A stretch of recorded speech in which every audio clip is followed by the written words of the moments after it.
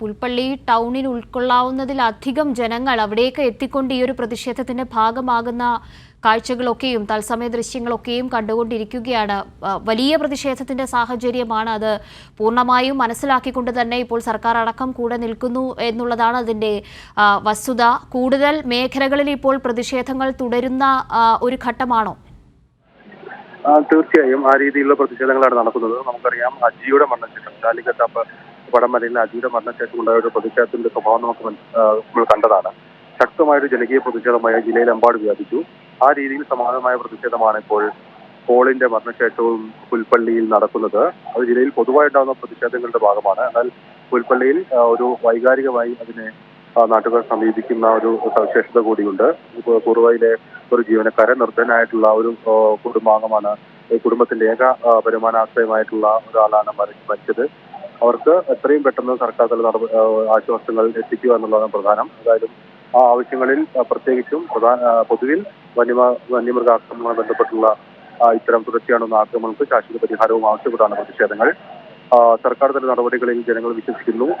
അതുമായി ബന്ധപ്പെട്ട് നേരത്തെ അജിയുടെ കുടുംബത്തിന് ചികിത്സാ സഹായമോ അല്ലെങ്കിൽ അവരുടെ സാമ്പത്തിക കടങ്ങൾ എഴുത്തലെന്ന് ഉൾപ്പെടെയുള്ള നടപടികൾ, കുടുംബത്തിൽ ഒരംഗത്തിന് തിരിച്ചുപോയി ഉൾപ്പെടെയുള്ള കാര്യങ്ങളിൽ നേരത്തെ വളരെ ത്വരിതഗതിയിലുള്ള തീരുമാനമെല്ലാം സർക്കാർ സ്വീകരിച്ചിരുന്നു.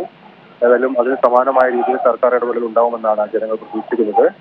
ആ രീതിയിൽ തീരുമാനങ്ങൾ ഉടനെ എത്തുമെന്നാണ് പ്രതീക്ഷിക്കുന്നത്. ഏതായാലും പ്രതിഷേധം പുൽപ്പള്ളി ടൗണിൽ വലിയ ഒരു ജനപങ്കാളിത്തത്തോടുകൂടി തുടരുകയാണ്.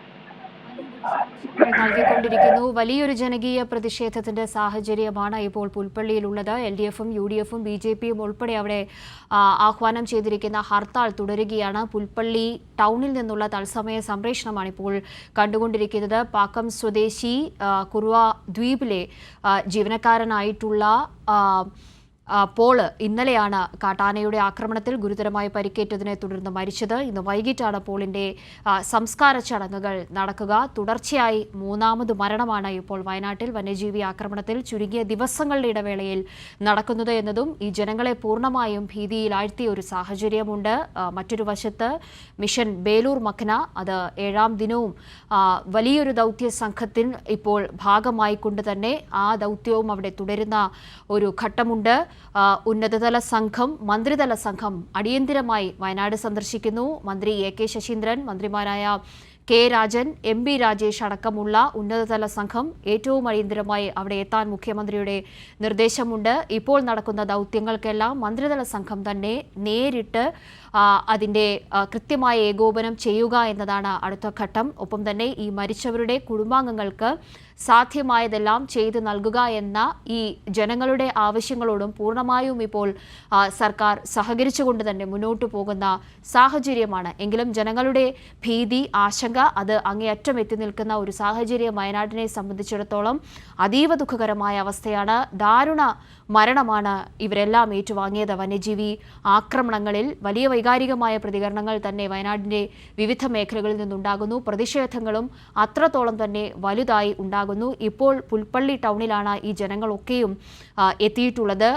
വിവിധ ഭാഗങ്ങളിൽ നിന്നുള്ള പ്രകടനങ്ങൾ അങ്ങോട്ടേക്ക് എത്തിക്കൊണ്ടിരിക്കുന്നു. ഈ മരിച്ച പോളിൻ്റെ വീട് എന്ന് പറയുന്നത് പാക്കമാണ്. അവിടേക്കും മൃതദേഹം എത്തിക്കുന്ന ആ ഒരു സമയത്തും ഈ ജനങ്ങളൊക്കെയും ഈ ഒരു പ്രതിഷേധത്തിന്റെ ഒരു സാഹചര്യം അവിടെ തുടരുമെന്ന കാര്യത്തിൽ യാതൊരു സംശയവുമില്ല.